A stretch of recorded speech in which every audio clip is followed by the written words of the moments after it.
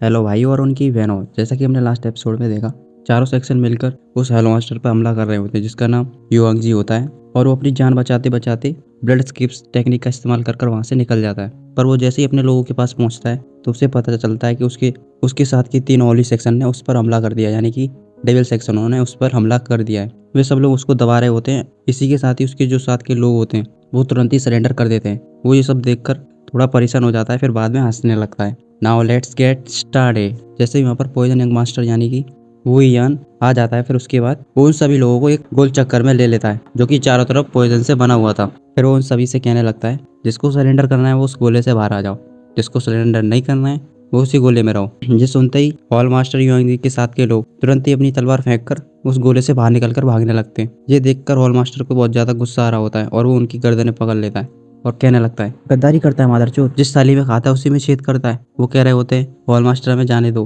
फिर वो थोड़ी देर उनकी सिचुएशन समझ जाता है, फिर वो उन्हें छोड़ देता है। इसी के साथ ही वो सभी लोग एक एक करके तलवार छोड़कर सरेंडर कर देते हैं। वो हंसने लगता है और कह रहा होता है, अब तो हर कंट्री साइड में जीनियस आ गए हैं और अब मुझे लगता है कि मैं बूढ़ा होता जा रहा हूँ। चांसोंग सेक्शन ने कई 100 सालों से बुरे लक को इकट्ठा किया है और इसी वजह से चांसोंग सेक्शन मेरे हाथों आज डिस्ट्रॉय हो गया। कुछ भी नहीं बचा, बस इतना ही बचा है कि या तो सरेंडर करो या तो मर जाओ, कोई भी रास्ता नहीं छोड़ा। पर मैंने आज तक जितने भी काम किए हैं और मेरी बॉडी, इसका कोई तो यूज होगा तुम्हारे पास। सही कह रहा हूँ कि नहीं कह रहा? उसकी ये बात तो तीनों यंग मास्टर्स सुन रहे होते हैं। तभी शोपान तुरंत बोलने लगता है, बूढ़े आदमी, तुम सीनियरिटी और तुमने जितने भी काम करे हैं वो सब तुमने मेरे से ज़्यादा किए हैं, और अगर तुम गोस्ट किंग सेक्शन को ज्वाइन करते हो तो तुम्हारी जगह सेक्शन में जो मेरी है वही होगी। ये सुनने के बाद वो बाकी के 2 यंग मास्टर थोड़ा सा और एकदम सीरियस की तरह बिहेव करने लगते हैं। तभी हम देखते हैं वो यंग मास्टर को, जो कि कहने लगता है, जैसा टीचर ने कहा वैसा ही हो रहा है, लगता है हमें उसी फैशन का दोबारा से इस्तेमाल करना पड़ेगा। इसके लिए आपका नीफू अंकल आपको बहुत ही ज़्यादा एडमायर करता है। फिर उसके बाद वो तीनों लोग हंसते हंसते उसके पास आने लगते हैं। वो तीनों लोग तैयार होते हैं उसको तुरंत मारने के लिए। हॉल मास्टर युआंगजी भी अपने पास से उसी फॉर्मेशन को निकाल लेता है और वो तीनों तरफ उन तीनों लोगों को आते हुए देख रहा होता है। वो लोग धीरे धीरे करके उसके पास आ रहे होते हैं। तभी हमें चांगसोंग सेक्शन का सीन दिखाया जा रहा होता है बार बार से, और हमें चांगसोंग सेक्शन में उसी एंसेस्टर की जगह पर दिखाया जाता है जहाँ पर एक कैंडल जल रही होती है। बाकी की बची हुई कैंडल एक एक करके बुझ जाती है और फिर वो हॉल मास्टर धीरे धीरे करके एकदम चिल्लाने लगता है।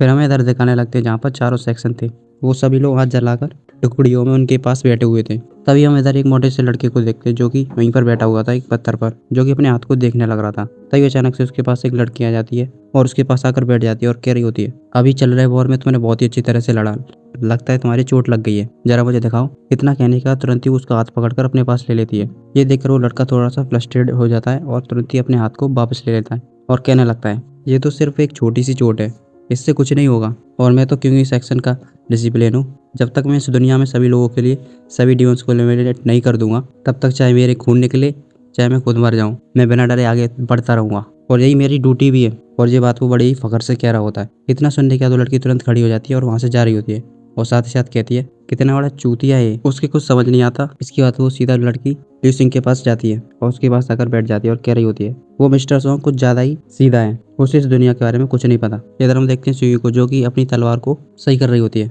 उसके आने के बाद वो उससे कहने लगती है, सीनियर सिस्टर, तुम कई सालों से उसके पीछे पड़ी हुई हो और मुझे भी बुली किया तुमने, और ये हमारे लिए काफी रेयर है कि हम सेक्शन से बाहर आए, तो इस समय पर तुम ऐसा क्यों नहीं करती कि तुम उसे अच्छी तरह से ट्रीट करो। इस पर वो उससे कहने लगते, क्या ट्रीट करो उसे, वो कुछ ज्यादा ही ऑनेस्ट है, इससे अच्छा तो उसका मास्टर है। मैंने सुना कि मास्टर तियन ने मास्टर शू को टेक ओवर कर लिया, जो कि बड़ी ही चालाक है, पर इतना चालाक होने के साथ भी वो इस चूतिए से डिसिप्लिन को क्या सिखाया उन्होंने, कुछ भी नहीं। ये बात वो लड़का सुन लेता है। वो अपनी गर्दन मोड़कर सिर खुजाने लग रहा होता है। इतना सुनने का सो के थोड़ा सा शांत रहती है, फिर कहने लगती है, हाँ सही कहा तुमने, तोफू सेक्शन के सभी डिसिपल टीचर बन चुके हैं। तभी मैं इधर उधर शव को दिखा रहे होते, जो कि कह रहा होता है, चंतोसोंग सेक्शन का यंग मास्टर युआंगजी, जो कि यहाँ से भाग चुका है, तो अब उसका नाम हमेशा सेक्शन के बाद में ही लिया जाएगा, जो कि काफ़ी ज़्यादा अच्छा है। उसके पास 2 लोग बैठे होते हैं, उनमें से एक मोंक होता है और दूसरा ब्रदर जी।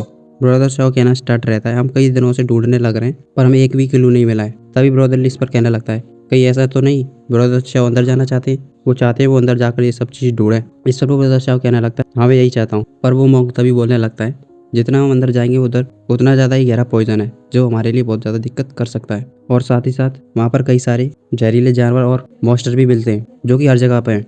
ऐसे में अंदर जाना ठीक नहीं रहेगा। वो पास ही में से एक लकड़ी उठाता है और जमीन पर गोला करने लगता है और कह रहा होता है, इसीलिए मैं अंदर कुछ चुने हुए स्टूडेंट्स को ले जाऊंगा जिनकी पावर बहुत ज़्यादा है। हम लोग उनके साथ उसके अंदर जाएंगे। इसके बाद वो उन दोनों की तरफ देखने लगता है और पूछ रहा होता है, इस पर तुम दोनों लोग क्या सोचते हो? इस पर वो दोनों हाँ कर देते हैं। फिर हमें इधर एक छोटा सा गड्ढा दिखाते हैं जिसके अंदर बहुत ही सारा जहर उगल रहा होता है। उसी के पास में वो पॉइजन एग मास्टर खड़ा होता है और वो कह रहा होता है, चौथों सेक्शन का युआंग जी और उसके सारे लोग, आज से उनकी यहीं पर समाधि बन चुकी है और हमें अब कोई चिंता करने की जरूरत नहीं है। उन तीनों एग मास्टर्स के पीछे पीछे उनके सेक्शन के सभी लोग भी खड़े हुए होते हैं, मतलब जितने लोग वो अपने साथ लेकर आए थे। वो तीनों एग मास्टर एकदम सतर्क होते हैं।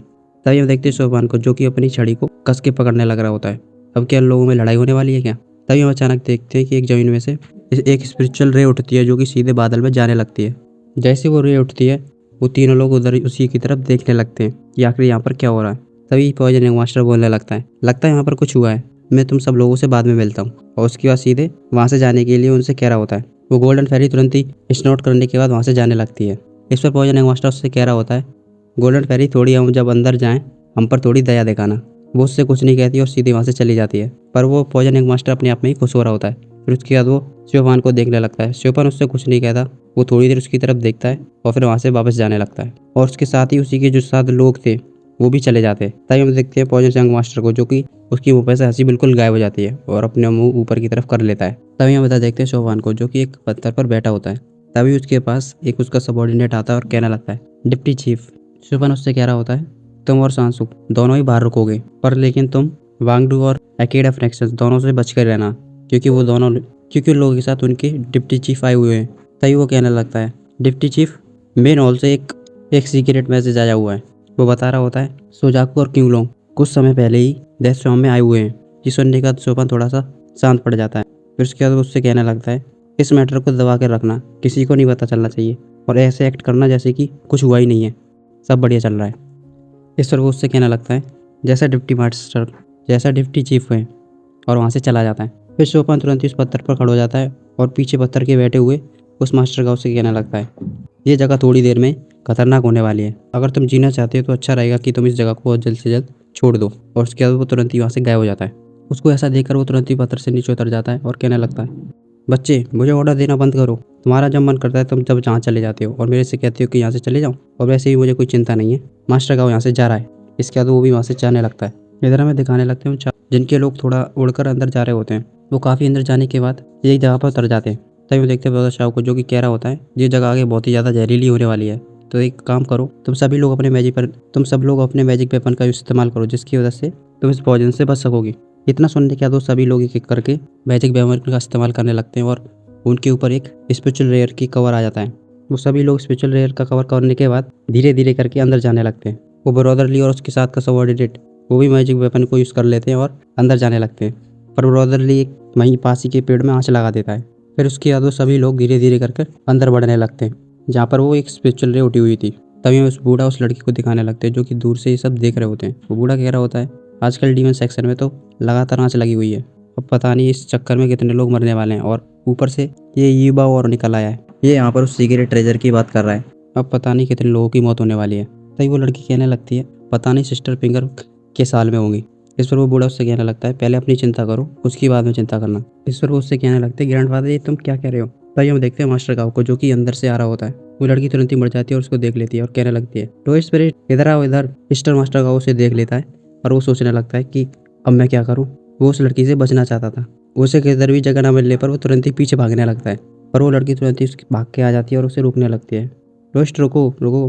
फिर वो सीधा उसके पास पहुंच जाती है, वो रुक जाता है और वापस घूम जाता है। वो लड़की अपने पास से छाता निकालकर उसको वापस दे देती है और कह रही होती है, उस दिन तुमने छाता दिया था, ये छाता अपना वापस ले लो। वो थोड़ा सोच समझने के बाद मास्टर का उस छाते को वापस ले लेता है। वो उससे कह रही होती है, टोस्ट आगे की रास्ता बहुत ही ज़्यादा दूर है, संभाल के जाना। फिर इतना कहने के बाद वहाँ से चली जाती है। फिर इसके बाद वो अपने छाते को काफ़ी देर तक देखता रहता है। काफ़ी देर उस छाते को देखने के बाद वो सीधे उस लड़की के पीछे पीछे जाने लगता है। हमें दूसरी तरफ उसी पॉइजनस जंगल के अंदर दिखा रहे होते हैं, जहाँ पर वो चारों सेक्शन के लोग अंदर जाते जा रहे होते हैं। वो ब्रदर शाह कहने लग रहा होता है, यहाँ पर बहुत ही ज़्यादा जहर है, अपनी सावधानी को बिल्कुल भी हटने मत देना। इस तरह वो सब वही यहाँ करते हुए आगे बढ़ते हुए जा रहे होते हैं। तभी मैं लोसिंग को दिखाने लग रहे होते हैं। उसे कुछ आवाज़ होता है कि कुछ तो गलत है। तभी अचानक उन लोगों के आगे एकदम पॉइजन का साइक्लोन आ जाता है। वो लोग अचानक से उसको डॉज कर देते हैं और आगे की तरफ जाने लगते हैं, पर हम देखते हैं कि वहाँ पर बहुत सारे पॉइजन साइक्लोन होते हैं।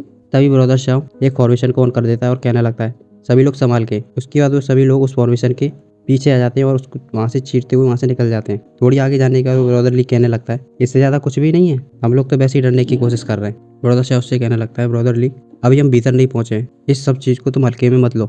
इसके बाद वो चलते जाते हैं और थोड़ी देर में कुछ आगे पहुँच जाते हैं। वो सभी लोग आगे चल ही रहे होते हैं, उनके पास में से एक बीस्ट दिखता है जो कि कुछ देर बाद ही उनके आगे आने वाला था। तभी पास में एक लड़का देखता है कि वहाँ पर बहुत सारे ठंडर गिर रहे होते हैं। वो उसको देखने के बाद कहने लगता है, आखिर यहाँ पर क्या हो रहा है, वो क्या है। वो सभी लोग उसी को देख रहे होते हैं। तभी लुसिंग के पास से अचानक से वो बीस्ट निकलता है जो कि सांप होता है, जिसकी लंबाई बहुत ही ज़्यादा होती है और वो धीरे धीरे करके उन सभी लोगों को घेर लेता है। व्यवस्था सभी से कह रहा होता है संभाल के। इसके बाद वो बीस्ट सीधे उन लोगों के ऊपर आ जाता है। लुसिंग कह रही होती है, ये तो आज के एपिसोड में बस इतना ही, मिलते हैं अगले एपिसोड में।